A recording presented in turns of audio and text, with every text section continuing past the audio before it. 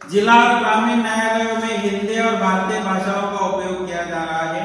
जिला न्यायालय होता है, ग्रामीण न्यायालय होते हैं, तालुका स्तर के न्यायालय होते हैं, वहां भी भारतीय भाषाओं का उपयोग किया जाता है। भारतीय भाषा यानी हिंदी भाषा का उपयोग किया जाता है। संसद की कार्यवाही और हिंदी और अंग्रेजी दोनों भाषाओं में होती है। हिंदी के क्षेत्र में हिंदी भाषा सीखने के बाद आपको किस तरह नौकरी मिल सकती है, आप किस तरह करियर बना सकते हैं, उसके बारे में लेखक इस पाठ में जानकारी देते हैं। उज्जवल भविष्य यानी अच्छा भविष्य बना सकते हैं। उज्जवल यानी अच्छा भविष्य, संभावना यानी संधि, किस तरह संधि आपको मिल सकती है उसके बारे में लेखक जानकारी बताते हैं। अब संसद की कार्यवाही, संसद म्हणजे काय सांगा बरं पटकन, संसद सांगा बरं। राजकारणातलं सुद्धा म्हणजे हे सगळं जनरल नॉलेज असतं का? राज्यशास्त्र विषय आहे तुम्हाला, राज्यशास्त्र विषयाकडे खूप चांगलं लक्ष द्या तुम्ही 11वी 12वी साठी, त्यामधून तुम्हाला खूप जनरल नॉलेज मिळेल। हे सगळे प्रश्न स्पर्धा परीक्षेसाठी असतात। संसदेचे 2 सभागृह असतात, कोणते असतात सांगा बरं, सांगा बरं कोणते राहते? म्हणजे तुम्हाला आतापर्यंत काहीच माहिती नाही बरं, आतापासून इथून पुढे लक्ष देत चला। संसदेचं म्हणजे म्हणतो ना आपण राज्यसभा आणि लोकसभा। संसदेचे 2 सभागृह असतात। राज्यशास्त्र विषयामध्ये सगळं आहे, राज्यशास्त्र विषयी चांगलं लक्ष द्या। हे जनरल नॉलेज स्पर्धा परीक्षेला असते, इतिहासामधलं सगळं। त्यानंतर आपण म्हणतो ना राज्यामधले राज्याचे 2 सभागृह कोणते राज्य सांगा बरं? महाराष्ट्र राज्याचे विधानसभा आणि विधान परिषद। त्यानंतर मग विधानसभेचे सदस्य किती, विधान परिषदेचे सदस्य किती, हे पण सगळं जनरल नॉलेज मध्ये येत असते। राज्यसभा सदस्य संख्या किती, त्यानंतर लोकसभा सदस्य संख्या किती, खूप माहिती असते, पाय लक्ष द्या। तर या ठिकाणी पाहतो लेखक सांगतात संसद की कार्यवाही हिंदी और अंग्रेजी दोनों भाषाओं में होती है। जरा प्रश्न ये तुम्हारा, संसद की कार्यवाही कौन सी भाषाओं में चलती है? आकृति साठी प्रश्न है हिंदी और अंग्रेजी। संसदेचं सर्व त्या ठिकाणचं कामकाज हिंदी आणि इंग्रजी या 2 भाषेमध्ये चालत असतं। संसद हे पण ध्यानात ठेवा, आपल्या देशाचे 2 सभागृह आहेत, सर्वोच्च सभागृह आहेत, लोकसभा आणि राज्यसभा, त्याला संसद म्हणतो आपण। तर त्यांचं कामकाज हिंदी आणि इंग्रजीमध्ये चालतंय। विधी मंत्रालयाने विधी शब्दावली का निर्माण कराया है। विधी मंत्रालय होता है, विधी यानी न्याय मंत्रालय किंवा कायदा मंत्रालय, उन्होंने भी विधि शब्दावली का निर्माण किया है। कौन सी शब्दावली? विधि यानी न्याय। इससे विधि क्षेत्र में शब्दों की एकरूपता सुनिश्चित करने में सहायता हो रही है। अब विधि क्षेत्र में भी सारा कामकाज हिंदी में होना चाहिए, हिंदी में चलना चाहिए, इसकी तरफ वहां के अधिकारी ध्यान देते हैं। अब विधि क्षेत्र के बाद तकनीकी क्षेत्र, तकनीकी म्हणजे टेक्निकल क्षेत्र, औद्योगिक क्षेत्र, त्यांना ठेवा तकनीकी म्हणजे टेक्निकल, लक्ष दे पेन ठेवून द्यायचं आहे। तकनीकी क्षेत्र में भी हिंदी ने अब प्रवेश कर लिया है। इस क्षेत्र में भी हिंदी भाषा में कामकाज चलता है और वहां हिंदी भाषा में कामकाज चलने के लिए अनेक लोगों की आवश्यकता होती है, अनेक लोग लगते हैं, अनेक लोगों को वहां काम मिलता है, यानी अनेक लोगों को नौकरी मिलती है।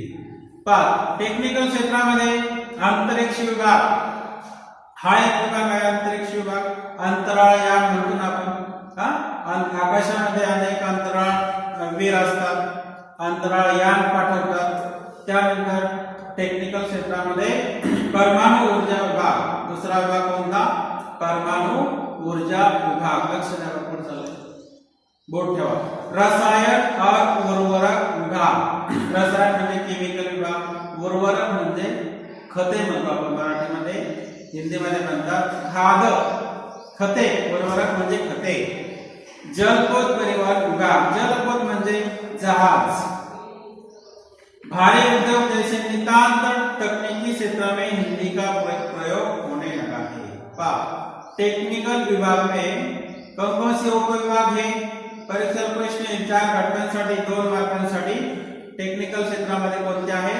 अंतरिक्ष विभाग, परमाणु ऊर्जा विभाग, रसायन और उर्वरक विभाग, जलपथ परिवहन विभाग, भारी उद्योग यानी जल उद्योग। जैसे नितांत तकनीकी क्षेत्र में हिंदी का प्रयोग होने लगा है। इन सारे क्षेत्रों में आजकल हिंदी भाषा में व्यवहार होते हैं, वहां के सारे कामकाज हिंदी में चलता है। इस तरह इन विभाग में काम करने वाले अनेक लोगों की वहां आवश्यकता होती है। इस तरह टेक्निकल क्षेत्रातील उपविभाग ध्यानात ठेवा। इस क्षेत्र में विशेषज्ञों की निपुणता का उपयोग तेजी से बढ़ रहा है। विशेषज्ञ म्हणजे कोण? शास्त्रज्ञ। ध्यानात ठेवा। ऐसे उस क्षेत्र का ज्ञान होने वाले विशेषज्ञ होते हैं, उनकी निपुणता का उपयोग तेजी से बढ़ रहा है। निपुण कुशल विशेषज्ञ वहां लगते हैं। संगणक के आगमन के साथ प्रयोजनमूलक हिंदी की आवश्यकता बढ़ती जा रही है। आजकल संगणक का युग है, संगणक का आगमन हो गया है, कंप्यूटर का आगमन हो गया है, उसके साथ साथ प्रयोजनमूलक हिंदी का उपयोग आवश्यकता बढ़ती जा रही है। प्रयोजनमूलक हिंदी यानी मानक हिंदी, शुद्ध हिंदी भाषेचा उपयोग बढ़ता जा रहा है। इसमें मूलतः आलेखन का प्रयोजनमूलक हिंदी में आलेखन, टिप्पणी, पत्राचार, शब्दावली का निर्माण तथा अनुवाद विषय उपयोगिता हर क्षेत्र में देखी जा सकती है। टेक्निकल विभागामध्ये प्रयोजनमूलक हिंदी का इस्तेमाल किया जाता है और उसमें आलेखन यानी आलेख तैयार करना, टिप्पणी तैयार करना म्हणजे टिप्पणी लिखना, पत्राचार पत्र व्यवहार, शब्दावली का निर्माण तथा अनुवाद विषय उपयोगिता हर क्षेत्र में देखी जा सकती है। अनुवाद यानी क्या सांगा? अनुवाद कालच पाहिलं होतं आपण बऱ्याच वेळा। वेदाटे अनुवाद काल पण शब्द आलता ना। अनुवाद म्हणजे ट्रांसलेशन, सांगितलं ना? ट्रांसलेशन, ट्रांसलेट करना हिंदी से अंग्रेजी में, अंग्रेजी से हिंदी में, मराठी से हिंदी में। इस तरह अनुवाद क्षेत्र में भी हिंदी का महत्व बढ़ रहा है। गूगल में किए गए अनुवाद के विविध उपयोग जन जन तक पहुंच रहे हैं। गूगल के माध्यम से अनेक विषयों का अनुवाद होता है और वह अनुवाद करने के बाद, ट्रांसलेशन करने के बाद वह अनुवाद, वह सामग्री, वह लेख लोगों तक पहुंच रही है। मोबाइल, लैपटॉप, टैब आदि में हिंदी का प्रयोग अपनी जगह बना चुका है। मोबाइल में भी, टैब में भी, लैपटॉप में भी हिंदी का प्रयोग अपनी जगह बना चुका है। सारी तरह का मोबाइल में भी हिंदी का उपयोग होता है, लैपटॉप में, टीवी पर, टैब में, सारी जगह हिंदी का उपयोग होता है। विभिन्न विभागों में अब हिंदी माध्यम से तकनीकी विषयों का प्रशिक्षण दिया जाने लगा है। सारे विभाग होते हैं, जिस तरह रक्षा विभाग होता है, विधि विभाग होता है, टेक्निकल विभाग होता है, वहाँ हिंदी माध्यम से तकनीकी विषयों का ट्रेनिंग दिया जा रहा है। पारिभाषिक शब्दावली का कार्य भी बड़े पैमाने पर चल रहा है। पारिभाषिक शब्दावली म्हणजे काय? हिंदीचे अनेक क्षेत्रामध्ये, टेक्निकल क्षेत्रामध्ये, बँक क्षेत्रामध्ये जे शब्दांचा उपयोग केला जातो, इंग्रजी शब्दांचा, त्याचा हिंदी अर्थ असतो, त्याला म्हणतात पारिभाषिक शब्द। तुम्हाला आकडेमध्ये पारिभाषिक शब्द आहेत। पान नंबर शेवटचं काढा बरं, 107 पान नंबरवर पारिभाषिक शब्द आहेत, जे परीक्षेला 8 मार्कांसाठी येतात म्हणजे किंवा 8 शब्द येतात, 4 लिहायचे, 4 मार्कांसाठी। बँक तथा वाणिज्य संबंधित शब्द आहेत ना, बँकेशी संबंधित, बँकामध्ये आपण हे शब्द वापरतो, अकाउंट खोलणे, ऍक्ट, अधिनियम असे शब्द असतात। त्यानंतर विधीशी संबंधित शब्द, विधी म्हणजे न्याय, आता बघितलं आपण, विधी म्हणजे न्याय, कायदा। प्रशासनिक शब्द आहे, पुढे वैज्ञानिक तकनीकी शब्दावली आहे, कम्प्युटर संगणक विषय शब्द आहे। तर हे 80 शब्द तुम्ही उदयातनी वहीत लिहून आणायचे, वर्गपाठाला वही करायची नवीन। या 80 शब्द व्यवस्थित जसं आहे तसं लिहून आणायचे आणि पाठ करून ठेवायचे। रोज 5 शब्द मी तुम्हाला विचारणार आहे, पारिभाषिक शब्दावली रोज 5 कोणते पण विचारणार आहे। 2-3 दिवसात लिहून ठेवा आणि पाठ करून ठेवा. हे परीक्षेला येते, कंपल्सरी परीक्षेला येते पारिभाषिक शब्दावली. तर आताच ते पाहिलं म्हणजे या धड्यामध्ये सुद्धा पारिभाषिक शब्द आलाय.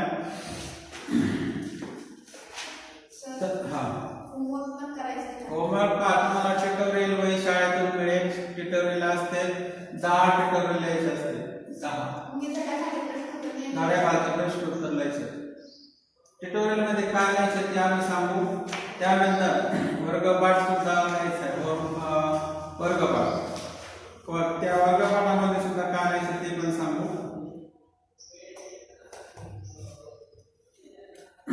वेळ भेटेल तेव्हा वाचून चला, पुस्तकं वाचून चला, लिहित चला.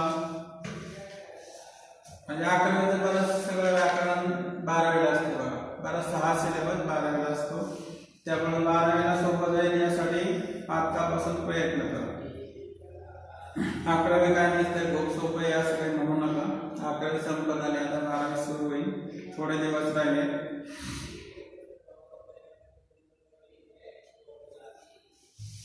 हाँ, पारिभाषिक शब्दावली का निर्माण की आवश्यकता महसूस की जा रही है.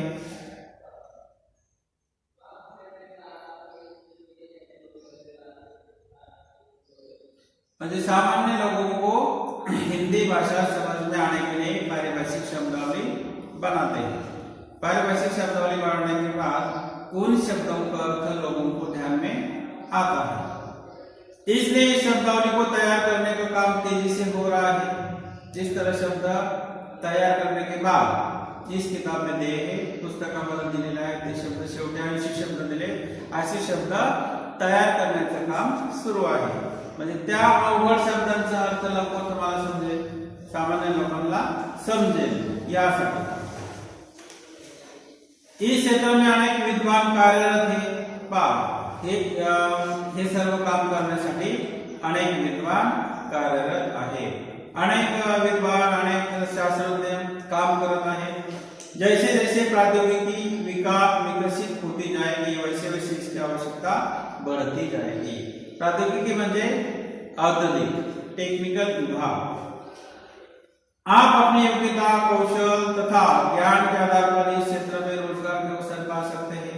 पालेखक कहते हैं आपके पास जब योग्यता होगी, योग्यता म्हणजे पदवी, शिक्षण, आपके पास वह शिक्षण होने के बाद, कौशल होने के बाद, ज्ञान होने के बाद वह रोजगार आपको मिल सकता है. ऐसा अनेक क्षेत्र में, तकनीकी क्षेत्र में, न्याय के क्षेत्र में, रक्षा विभाग में, रेडियो विभाग में, फिल्म उद्योग में ऐसे अनेक क्षेत्र होते हैं. आपके पास योग्यता होगी, आपके पास ज्ञान होगा तो वह नौकरी, वह करियर आपको मिल सकता है, वह रोजगार आपको मिल सकता है. भारत सरकार के विविध कार्यालय, बैंकों, बीमा कंपनी उपक्रमों में हिंदी का अधिकतम प्रयोग हो रहा है. भारत सरकार का अनेक कार्यालय होते हैं. डाक कार्यालय होता है, रक्षा कार्यालय होता है, बैंकों में भी, बीमा कंपनियों में भी हिंदी का अधिकतम प्रयोग हो रहा है. अधिकतम यानी क्या? अधिकतम म्हणजे जास्त, ज्यादा से ज्यादा हिंदी का प्रयोग होता है.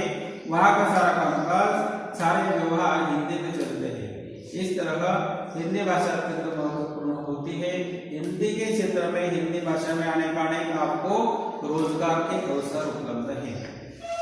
मित्रों, आप जानते हैं कि आज सेवा क्षेत्र में भी अनेक रोजगार उपलब्ध है. सेवा क्षेत्र म्हणजे सेवा करणे म्हणजे दवाखाने, औषध, ते लोक सर्वांची सेवा करतात. या क्षेत्रामध्ये भारत सेवा क्षेत्र कुठलं क्षेत्र आहे? सेवा क्षेत्र. सेवा क्षेत्र में भी अनेक रोजगार उपलब्ध है. ध्यान ठेवा.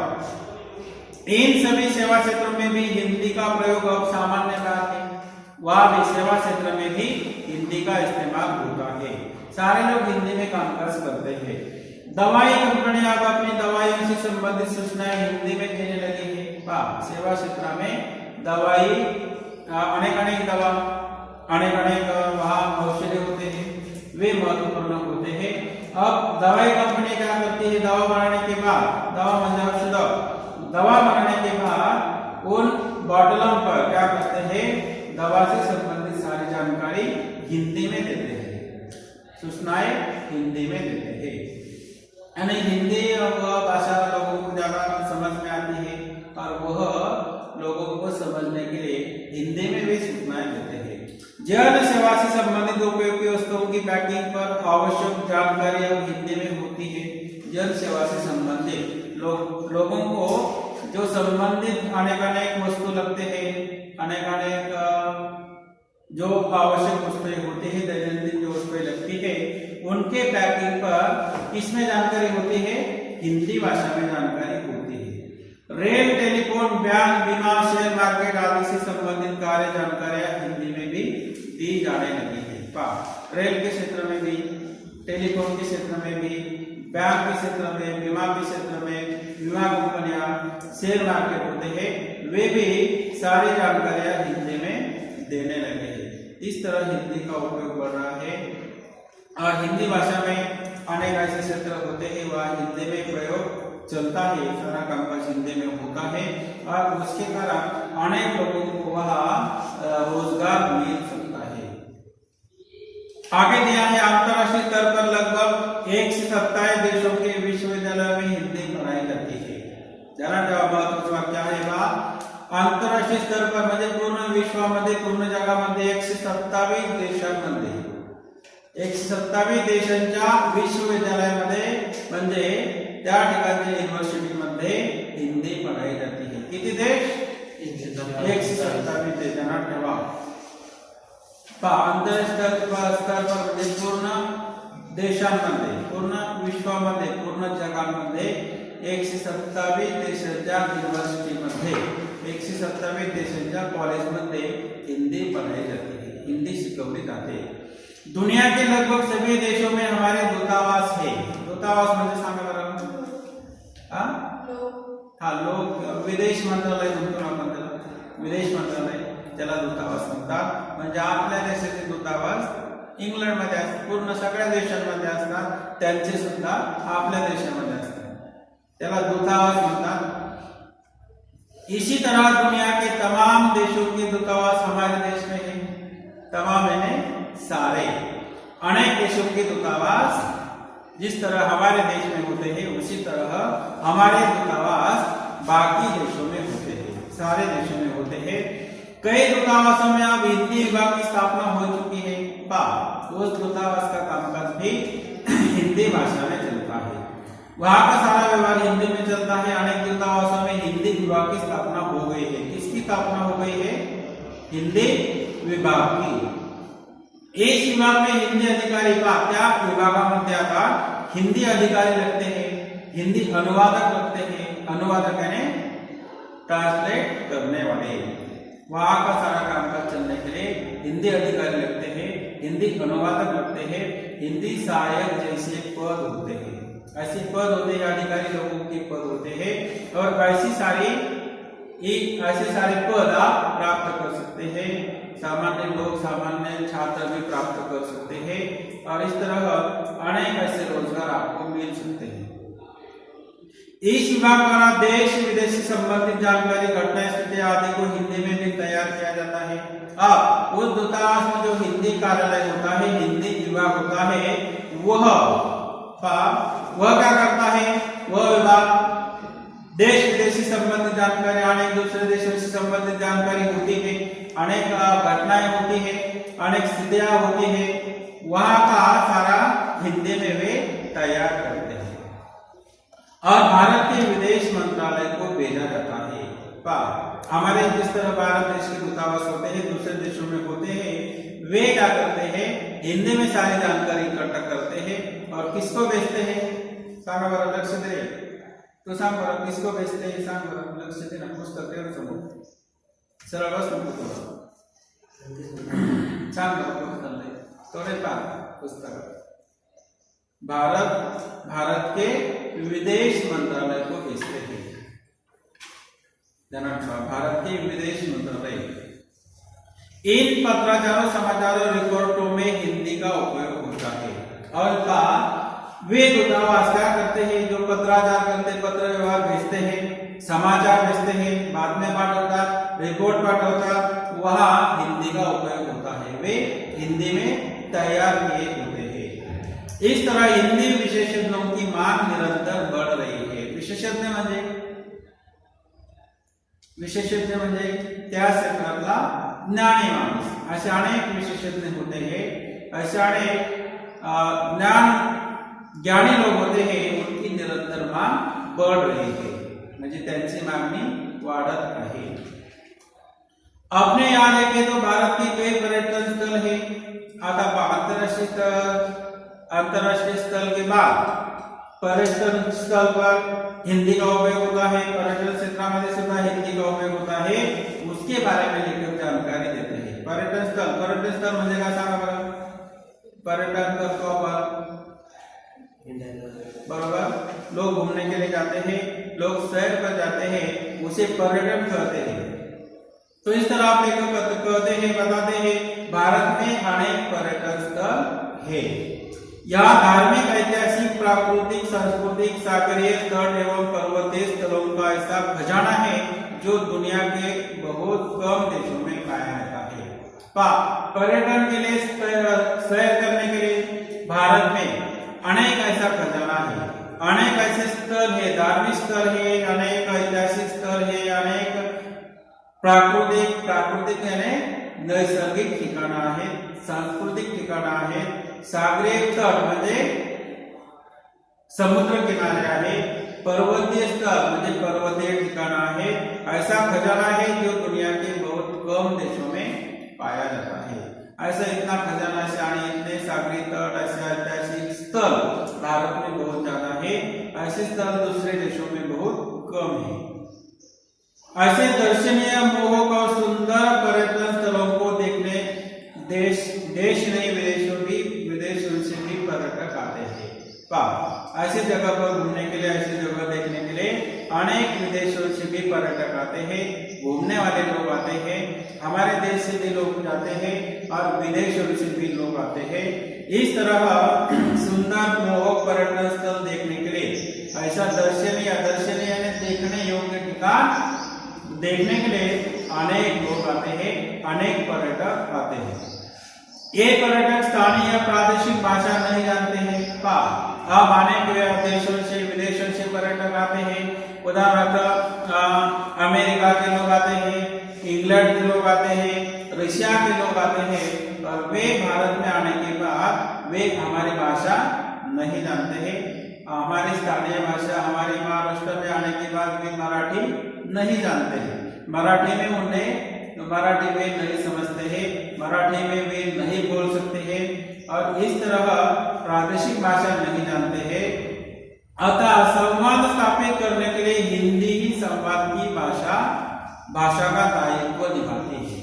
हमारी राष्ट्रभाषा हिंदी होने के कारण संवाद स्थापित करने के लिए इस तरह वहां दूर दूर के पर्यटक आते हैं, दूर दूर के लोग आते हैं, और संवाद स्थापित करने के लिए कौन सी भाषा का इस्तेमाल वे करते हैं, हिंदी का इस्तेमाल करते हैं. इस तरह हिंदी भाषा संवाद स्थापन करने का दायित्व निभाती है. इस तरह वे दूर के लोग होने के कारण भारत की भाषा उन्हें नहीं आती है, और राष्ट्रभाषा हिंदी होने के कारण वे थोड़ी सी हिंदी जानते हैं. और इन पर्यटन केंद्रों पर पर्यटकों को मार्गदर्शन करने व जानकारी देने के लिए टूरिस्ट गाइड की आवश्यकता होती है. पाहण्यात तुम्ही फिरायला गेले असताना कुठेतरी अजिंठा वेरूळच्या लेण्याला गेलते तुम्ही, तिथं जवळ आहे, त्या ठिकाणी गाईड असतात ना, गाईड त्या ठिकाणची माहिती सांगण्यासाठी गाईड असतात. टुरिस्ट म्हणजे पर्यटक, आणि गाइड म्हणजे मार्गदर्शन करने वाले. ऐसे टूरिस्ट गाइड की आवश्यकता होती है. दूर के लोग आने के बाद, उदाहरण रशिया के लोग आने के बाद, इंग्लैंड के लोग आने के बाद जो टूरिस्ट गाइड होते हैं वे उन्हें गाइड करते हैं, वे उन्हें मार्गदर्शन करते हैं.